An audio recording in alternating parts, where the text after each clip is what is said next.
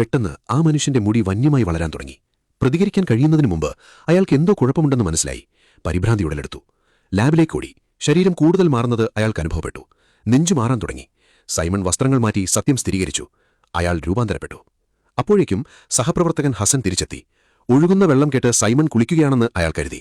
പക്ഷേ അയാൾ അകത്തേക്ക് കടന്നപ്പോൾ അയാൾ ഞെട്ടിമരവിച്ചു. സൈമൺ ശാന്തമായി പുറത്തിറങ്ങി ഒരു ടവൽ ചോദിച്ചു. ഹസൻ പെട്ടെന്നൊന്ന് കൈമാറി. പക്ഷേ അയാളുടെ പ്രതികരണം വിചിത്രമായി തോന്നി. അതിനാൽ സൈമൺ അയാളെ അടിച്ചുമാറ്റി. പിന്നീട് ഇപ്പോഴും തന്റെ രൂപമാറ്റം സംഭവിച്ച സൈമൺ ഹസന്റെ കാമുകിയാണെന്ന് നടിച്ച് ബോസിന്റെ ഓഫീസിലേക്ക് പോയി പ്രത്യേക ഫണ്ട് നേടി. അതിനുശേഷം അയാൾ ഒരു ആഡംബര കടയിലേക്ക് ഓടി. പ്രഭാവം മങ്ങാൻ തുടങ്ങുന്നതുവരെ സ്വതന്ത്രമായി ചിലവഴിച്ചു. അവൻ ഉണർന്നപ്പോൾ എങ്ങനെ വീട്ടിലെത്തിയെന്ന് ഓർമ്മയില്ലാതെ കിടക്കയിൽ തിരിച്ചെത്തി.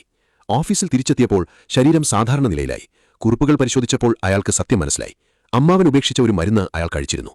അത് 12 മണിക്കൂർ ഒരാളുടെ രൂപം മാറ്റുകയും അവരുടെ പതിവ് പെരുമാറ്റത്തെ അടിച്ചമർത്തുകയും ചെയ്യും. അപകടം മനസ്സിലാക്കിയ സൈമൺ നിയന്ത്രണം വിട്ടുപോയി. കാമുകിയുമായി അയാൾ പ്രകോപിതനായി. ഒരു തർക്കം തുടങ്ങി നടന്നുപോയി. ശാന്തനായ ശേഷം അയാൾ അവളെ ദൃശ്യങ്ങൾ കാണിച്ചു, എല്ലാം വിശദീകരിച്ചു. ഒടുവിൽ അവൾ അവനോട് ക്ഷമിച്ചു. അവർ ഒരുമിച്ചൊരു വീട്ടിൽ പോയി അവന്റെ അമ്മാവന്റെ വസ്തുക്കൾ കണ്ടെത്തി. ഒരു മറുമരുന്നുണ്ടാക്കി. അത് തയ്യാറായി കഴിഞ്ഞാൽ അവന്റെ കാമുകി അവനെ തടഞ്ഞു. മാറ്റത്തിനായി കാത്തിരുന്നു. പെട്ടെന്ന് സൈമൺ ഞെരുകാൻ തുടങ്ങി. പരിവർത്തനം വീണ്ടും ആരംഭിച്ചു. അവൾ മറുമരുന്ന് പിടിച്ചു. പക്ഷേ അയാൾ അവളെ തള്ളിമാറ്റി. ഒരു മെഴുകുതിരി വീണു. തീജ്വാലകൾ പെട്ടെന്ന് പടർന്നു. കുഴപ്പത്തിൽ അയാൾ സ്വതന്ത്രനായി രക്ഷപ്പെട്ടു. ഒരു ഔപചാരിക പരിപാടിയിലേക്ക് അയാൾ ഓടി. പക്ഷേ ഫലം മങ്ങുന്നതിന്റെ ലക്ഷണങ്ങൾ പ്രത്യക്ഷപ്പെട്ടു. അവസാന നിമിഷം അവന്റെ കാമുകിയെത്തി മറുമരുന്ന് കുത്തിവെച്ചു. എല്ലാവരുടെയും മുന്നിൽ അവന്റെ ശരീരം സാധാരണ നിലയിലായി. പ്രതിസന്ധി അവസാനിച്ചു. ഇരുവരും സമാധാനപരമായ ജീവിതത്തിലേക്ക് മടങ്ങി.